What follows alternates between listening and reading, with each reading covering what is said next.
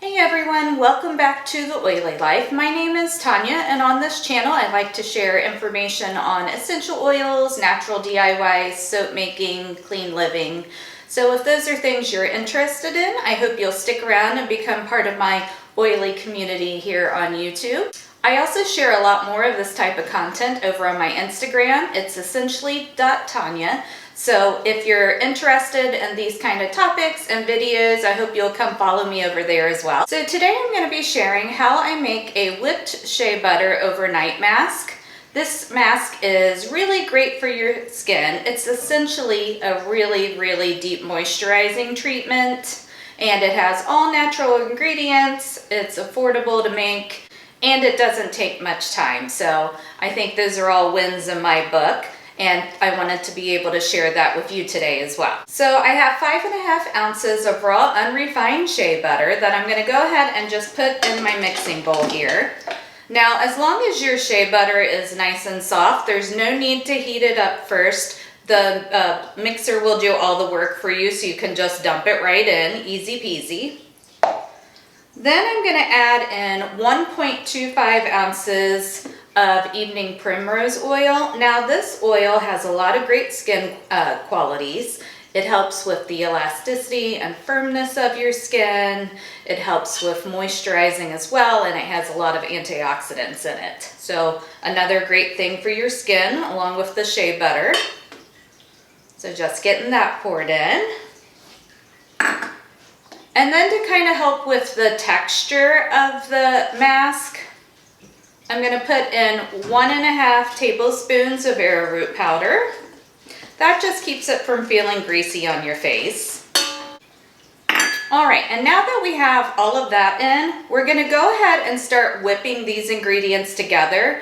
And then once it's pretty well whipped, we'll add in our essential oils next. And you will want to stop every so often and scrape down the sides. Make sure all the shea butter is getting nice and whipped. One of the great things about using shea butter for a mask like this is it's non-comedogenic, meaning it won't clog your pores. So things like coconut oil, those can actually clog your pores, but shea butter won't. So it makes it great for this kind of deep moisturizing mask. All right, and now that we have everything whipped up, we're going to go ahead and add in our essential oils. Now, since this is a facial treatment, it's really important that you use high quality, pure essential oils. You don't want to kind of go with the kinds you can get at Target or Amazon, anything like that. Make sure you do your research on where you're getting your essential oils from, because you do want them to be pure. Some essential oils have a lot of fillers in them. So I personally use Young Living essential oils. I always have a link down in my description box if that's something you're interested in. But just always make sure you're doing your research on your essential oils. So first we're going to add in lavender, and we're going to add in 20 drops of lavender. Now lavender is great for soothing your skin, helping get rid of redness, just great for your skin in general.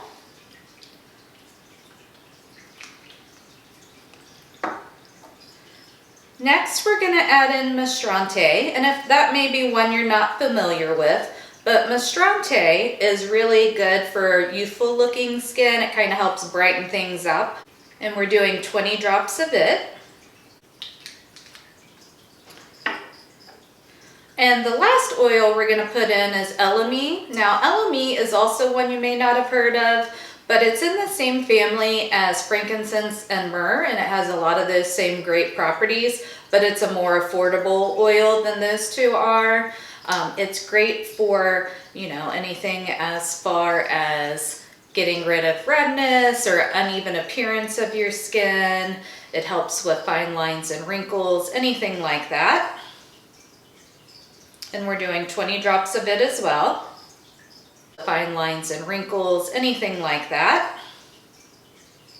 And we're doing 20 drops of it as well. All right, now that we have all of our oils in, we're going to go ahead and whip it for an additional 2 to 3 minutes.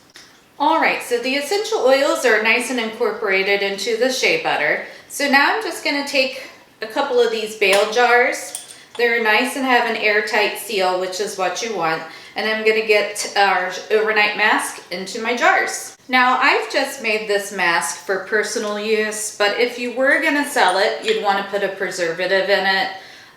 Since I'm just using it here at home, I'm not adding one. Without a preservative, it'll stay good for 4 to 6 months as long as you keep it in a airtight jar in a cool, dry location. All right, so I have my jars filled up here. It smells amazing. It's a nice, light, fluffy texture, smooths on really easily. You just put a little dab on, rub it in between both hands and rub it into your face right before you go to bed, and you just let that stay on there overnight and then wash your face in the morning. And it does a great job on just keeping your skin nice and moisturized and helping with, you know, those fine lines, wrinkles, redness, anything like that you may be trying to address. So I hope you enjoyed today's video. If you did, definitely give it a big thumbs up, and I will catch you in my next one. Bye.